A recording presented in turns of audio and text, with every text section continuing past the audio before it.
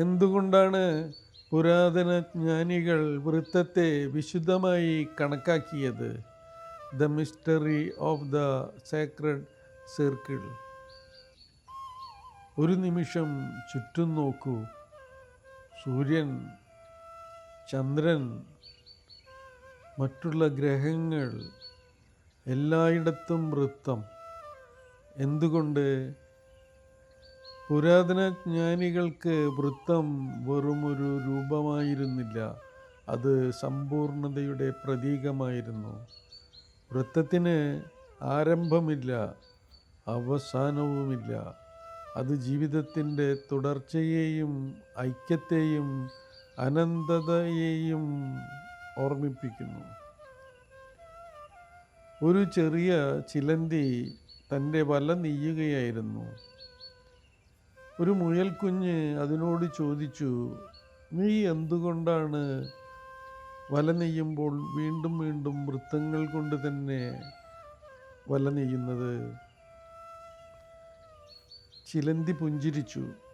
കാരണം പ്രകൃതി എന്നെ അങ്ങനെ പഠിപ്പിച്ചു. ഒരു വൃത്തം മറ്റൊരു വൃത്തവുമായി ചേരുമ്പോൾ ഒരു മനോഹരമായ സമന്വയം ജനിക്കുന്നു. അന്ന് രാവിലെ സൂര്യപ്രകാശം ചിലന്തി വലയിൽ പതിച്ചു. ഓരോ നൂലും തിളങ്ങി. മുയൽ അത്ഭുതത്തോടെ പറഞ്ഞു, ഒരു ചെറിയ വൃത്തത്തിനുള്ളിൽ പോലും ഒരു വലിയ ലോകമുണ്ട്. ജീവിതവും ഒരു വൃത്തമാണ്.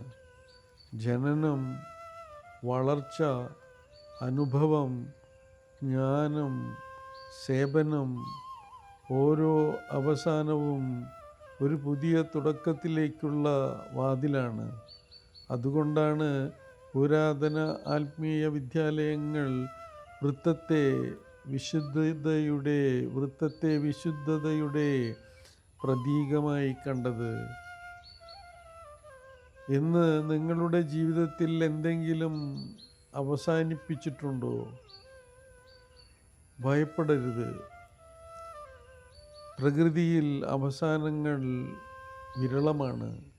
അവ പുതിയ ചക്രങ്ങളുടെ തുടക്കമാണ്. ഇന്ന് നിങ്ങളുടെ ജീവിതത്തിൽ എന്തെങ്കിലും അവസാനിച്ചിട്ടുണ്ടോ? വിഷമിക്കേണ്ട. പ്രകൃതിയിൽ അവസാനങ്ങൾ വിരളമാണ്. അവ പുതിയ ചക്രങ്ങളുടെ തുടക്കമാണ്. ഇന്ന് ഒരു ചെറിയ വൃത്തം പേപ്പറിൽ വരയ്ക്കൂ. അതിൻ്റെ മധ്യത്തിൽ ഒരു ബിന്ദു ഇടൂ. എന്നിട്ട് ശാന്തമായി ചോദിക്കൂ, എൻ്റെ ജീവിതത്തിൻ്റെ കേന്ദ്രം എന്താണ്? സ്നേഹമോ, സേവനമോ, സത്യാന്വേഷണമോ? ഒരു ചെറിയ വൃത്തം വരച്ച് അതിലൊരു നടുക്ക് ഒരു ഡോട്ട് ഇടൂ. എന്നിട്ട് ശാന്തമായി ചോദിക്കൂ, എൻ്റെ ജീവിതത്തിൻ്റെ കേന്ദ്രം എന്താണ്? സ്നേഹമാണോ, സേവനമാണോ, സത്യാന്വേഷണമാണോ? നിങ്ങളുടെ ഉത്തരം നിങ്ങളുടെ ജീവിതത്തിൻ്റെ ദിശ നിർണ്ണയിക്കുന്നു. വൃത്തം നമ്മെ പഠിപ്പിക്കുന്നത് അവസാനങ്ങൾ പോലും പുതിയ തുടക്കങ്ങളുടെ കവാടമാണെന്നാണ്. വൃത്തം നമ്മെ പഠിപ്പിക്കുന്നത് അവസാനങ്ങൾ പോലും പുതിയ തുടക്കങ്ങളുടെ കവാടമാണെന്നാണ്. എന്തുകൊണ്ടാണ് പുരാതന ജ്ഞാനികൾ വൃത്തത്തെ വിശുദ്ധമായി കണക്കാക്കിയത്? The mystery of the sacred circle. വൃത്തം ലോകത്തിലെ ഏറ്റവും പുരാതനവും വിശുദ്ധമായ പ്രതീകങ്ങളിൽ ഒന്നാണ്.